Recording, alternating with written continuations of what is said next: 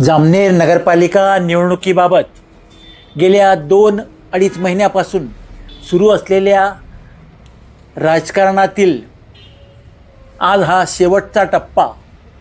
2 डिसेंबरला मतदान झाले। मतदानापूर्वी बऱ्याच राजकीय घडामोडी घडल्या।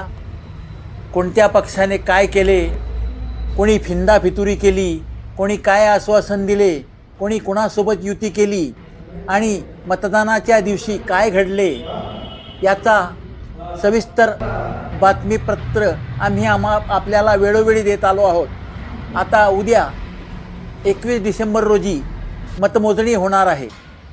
ज्या 23,477 मतदारांनी 2 डिसेंबरला मतदान केले त्यांच्या मताचा कौल उद्या सकाळी 10 वाजेपासून मोजणीच्या रूपात समोर येणार आहे।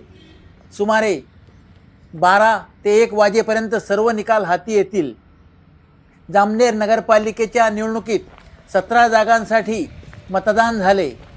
9 जागा नगरसेवकांच्या बिनविरोध झाल्या तर नगराध्यक्षपद बिनविरोध निवडून आले। आता खरी चर्चा आहे कोण विजयी होणार, 27-0 होणार की नाही अशी ही चर्चा सुरू झाली आहे।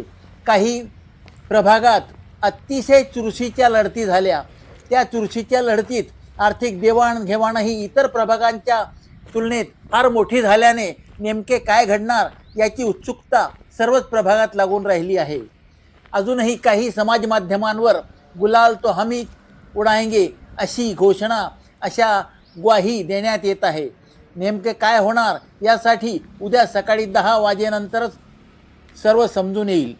जामनेरचा निकाल राज्यात वेगळा ठरणार यात शंकाच नाही। या निकालाकडे संपूर्ण राज्याचे लक्ष लागून राहिले आहे। आपण सुद्धा आमच्यासोबत जोडून रहा।